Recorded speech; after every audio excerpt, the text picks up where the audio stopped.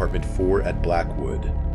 The fog-shrouded city of Arkham never had room for the empty-handed like me. I'm Ethan, a junior majoring in literature, and having just moved from a remote southern town. Amidst the frantic pace of bright yellow taxis and tempered glass skyscrapers, and the only thing suffocating me every day wasn't the fog or the smog, but the rent bills, and my family's tight finances following my father's bankruptcy made finding a decent apartment in Arkham an impossible challenge. The money from working night shifts at a 24/7 convenience store was barely enough to buy a few sandwiches and black coffee to scrape by. After more than a grueling week of dragging myself through slums and getting hopelessly overcharged by scammy brokers, on Craigslist, I stumbled upon an ad in an old, discarded newspaper at the subway station. Room for rent at Blackwood Boarding House. Quiet, vintage, cheap rates for students. Contact Mrs. Martha Elm Street.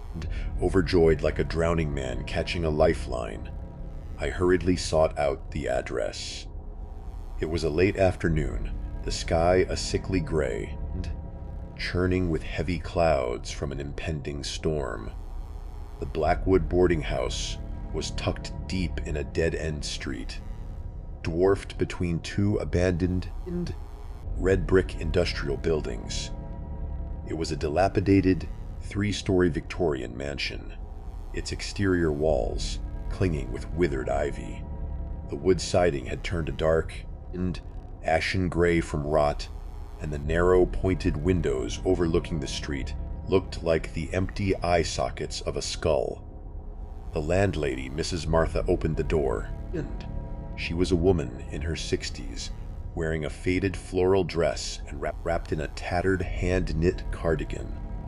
Her face was wrinkled and pallid, and a half-burnt cigarette perpetually dangling from her lips. Most notably, her eyes were always darting around the hallway with intense wariness. She didn't say much, and merely exhaling a puff of white smoke before waving for me to follow. We walked down a long, narrow, and dark hallway on the ground floor. The oak floorboards creaked heavily with every step.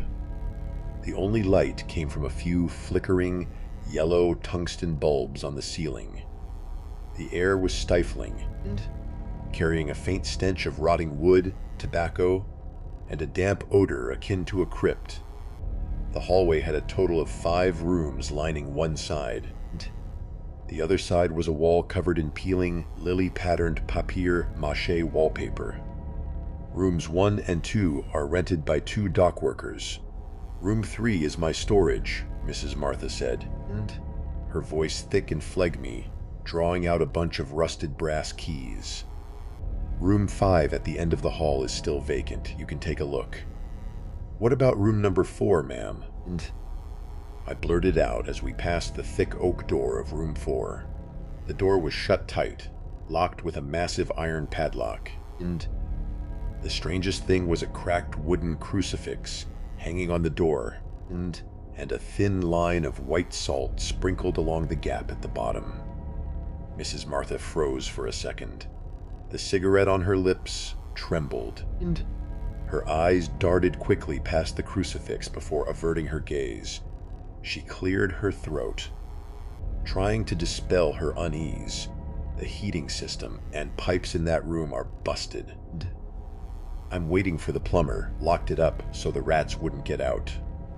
Go on into room 5. She unlocked the final room, and a distinct musty smell of spaces closed up for far too long assaulted my nose. The room was about 15 square meters, the furniture antiquated, a rusted brass bed, a massive and chipped mahogany wardrobe, and a small writing desk beneath the window overlooking the alley's garbage bins. Everything was shabby and gloomy. But what surprised me the most, and what kept me there, was the rent. It was unbelievably cheap, merely a third of what I had seen elsewhere in Arkham. Why is the price so cheap, ma'am? I wondered, Mrs. And Martha hesitated, rubbing her thumb hard against the keys. Because it's at the very end of the hall, and the power cuts out here often. You're a student needing a cheap place, and I need someone watching this hallway to keep it feeling lived in. 1 month's deposit. Decide now or I'm closing the door. Money was the biggest burden, and even though the room felt as macabre as something out of an Edgar Allan Poe novel, I clicked my tongue and decided to move in. And it's just a place to sleep at night, I told myself. The first night passed quite peacefully. After a long day of cleaning, I was exhausted, and I collapsed onto the creaky brass bed and slept soundly, oblivious to the cold darkness silently engulfing the place. For the first few days, life at Blackwood was dull, and the tenants in rooms 1 and 2 worked night shifts. They slept deeply during the day and rushed off to work at night. Mrs. and Martha only dropped by occasionally to collect the heating fee, always with a brooding face, her cigarette glowing red in the dark. I rarely bumped into anyone, and this quietness was exactly what I needed initially to finish my dissertation. Things took a turn one night when a storm lashed Arkham. Around 1 a.m., I was reading by lamplight, and the rain pelting against the glass and thunder rumbling, creating a dismal atmosphere. Suddenly, I heard strange noises. Scratch. Scratch at first, and I thought it was rats scurrying in the hollow walls. A 19th century building like this surely had no shortage of rodents. I shrugged and took a sip of cold coffee, but then the sound repeated, clearer, closer, scratch, thud, scratch. It didn't sound like rats gnawing on wood, and it sounded like the fingernails of a human scratching frantically against the surface. And what sent a shiver down my spine was that the sound was coming from the left wall, the wall separating my room from room 4. And I held my breath, lowering my book. The silence was suffocating. The heater hissed eerily. Scrape, scrape, scrape. The scratching grew faster, harder, and the wallpaper on my side of the wall began to vibrate slightly, as if someone on the other side was pressing their face against it. I tiptoed over and pressing my ear against the cold partition. On the other side, dead silence, and then help me. A muffled moan in English slipped through, very soft and as if stifled under a thick blanket, a woman's voice. My heart pounded. Hadn't Mrs. Martha said. Room 4 was locked, awaiting repairs. Could a burglar have snuck in? Or was a crime taking place? Is anyone there? Gathering all my courage, I tapped lightly on the wall and called out. The noise stopped instantly. Silence blanketed the room, and so heavy, I could clearly hear my own thumping heartbeat. I stood rooted to the spot for 10 minutes, ears straining, but there were no more sounds. A chill crept down my spine. I backed away, climbed into bed, and pulled the covers tight over my head. That night I stayed awake, staring wide-eyed at the ceiling. The next morning, I stepped out into the hallway. The door to room 4 remained firmly shut, the rusted iron padlock still in place, the crucifix and salt line undisturbed. I wanted to call the police, but I feared they'd think I was hallucinating, and Mrs. Martha would throw me out on the street. I decided to stay quiet, but I was wrong that night. Wasn't an isolated incident for the following days. Right at 3 a.m. the time Westerners call the witching hour, I was awakened. It was no longer tentative scratching. Instead, it was a sound that seemed to freeze every cell in my body. Crying. At first, it was just choked sobs, but as time went on, the crying became more mournful, erupting into agonizing wails. It was the cry of a young woman harboring absolute despair. The crying pierced through the rotten wood partition and weaving into every corner of my room. Sometimes it felt very close, as if the woman were sitting and crying right on the old armchair in my room. Other times, it echoed from the dark basement below. "Please, make it stop," I muttered, clutching my head tightly. One night, unable to endure it any longer, I grabbed a flashlight borrowed from the convenience store and tiptoed out into the pitch-black hallway. The ceiling bulb had burnt out who knew when, and the wind drafting through the gaps in the window at the end of the hall created a sinister whistling. I walked up to the door of room 4, and a chilling sensation emanated from the oak door. That musty smell mixed with the scent of rusted metal hit my nose, and I pressed my eye against the large brass keyhole and clicked the flashlight on, pointing it inside. Inside, it was pitch black, and the feeble light of the flashlight swept across the stained walls and the dust-covered wooden floorboards, and there was absolutely no one in sight, but the crying was still echoing, emanating from the very center of that room. Suddenly, the beam of the flashlight swept over something lying in the corner. It was an antique wooden music box, its lid wide open. Next to it was a European-style porcelain doll, and its head smashed to pieces, revealing azure glass eyes rolling on the floor. The exact moment the light touched the doll, the crying abruptly ceased. Silence returned, and I felt as if someone, from the shadows of room 4, had bent down to the keyhole and stared right back at me. An icy gust of wind blew straight through the keyhole into my eye, and accompanied by a whispered voice full of resentment. "What are you looking at, panicking?" I clicked off the flashlight, fell backward, and then ran for my life back to my room, slamming the door and sliding the deadbolt with trembling hands. My health plummeted. I started suffering from insomnia.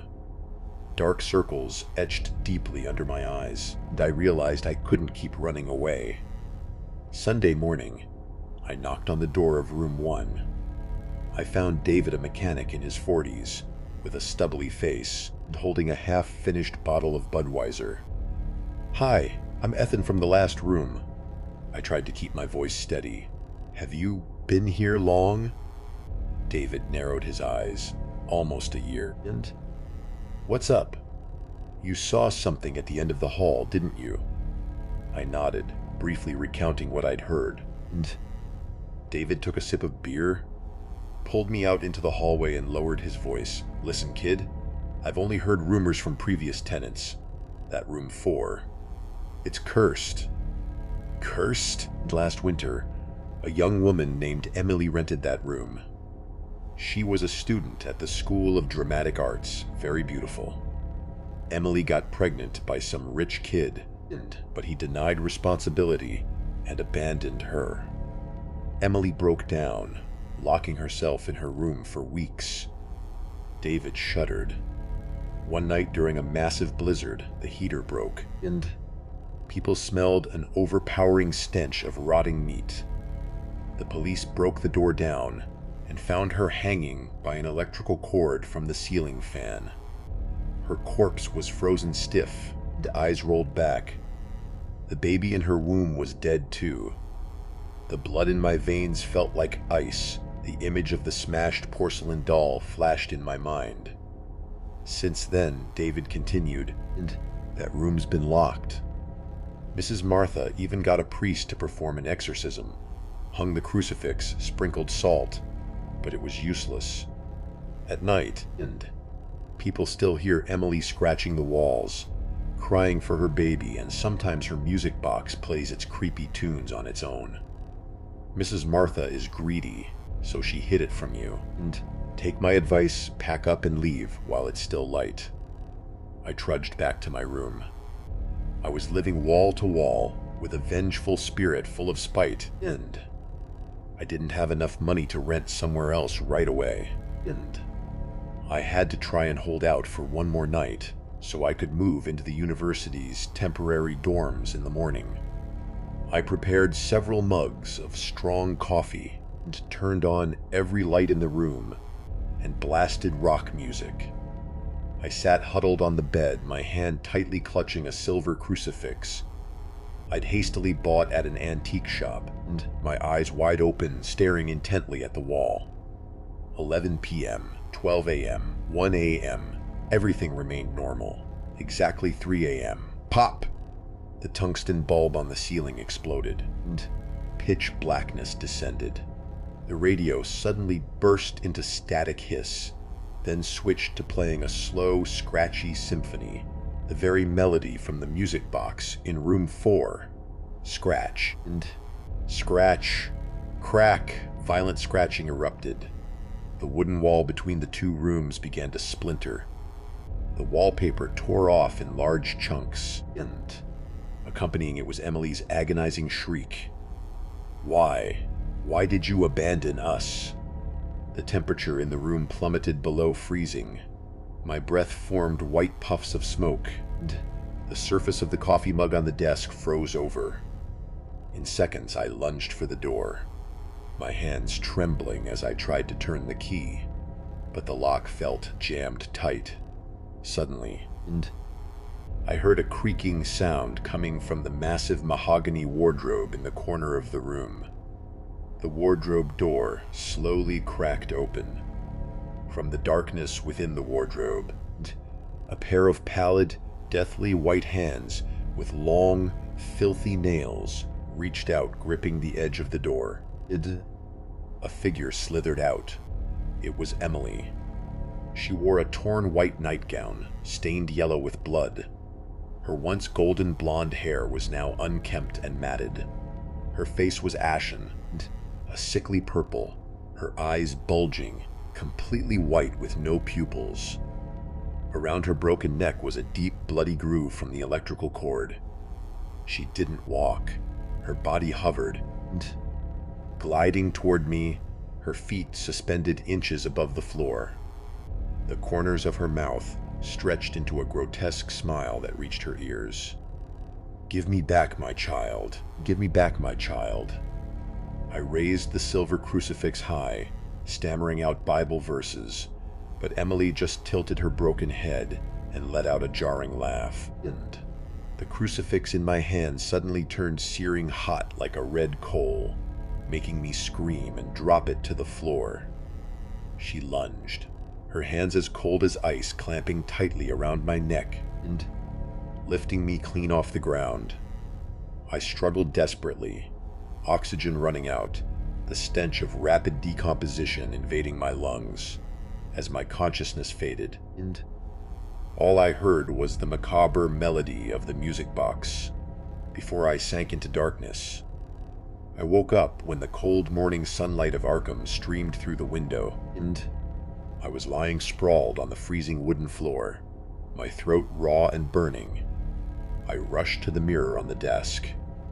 Around my neck were 10 pitch black, bruised fingerprints and pressed deep into my flesh. It wasn't a hallucination, and without hesitation, I grabbed my backpack, shoved in some clothes at random, then kicked the door open and bolted into the hallway. Mrs. Martha was standing at the end of the hall, and holding a broom, exhaling cigarette smoke. Seeing my disheveled state and the bruises on my neck, she stopped dead. I threw the bunch of keys straight at her and roared, "You're a fraud. That apartment is haunted. Emily tried to kill me. Keep your filthy deposit money." I turned and ran for my life out of the Blackwood building, Mrs. And Martha didn't call after me. She just quietly bent down to pick up the keys, her tired eyes gazing toward the closed door of room 4. Many years have passed. I am now a writer in New York, living far away from the foggy city of Arkham, but I will never be able to forget that terrifying experience. Whenever I hear thunder and lightning, or an accidental scratch against wood, I shudder. The bruised marks on my neck have faded, but the ghost of Emily with her broken neck and demonic smile in apartment number 4 will forever haunt my darkest nightmares.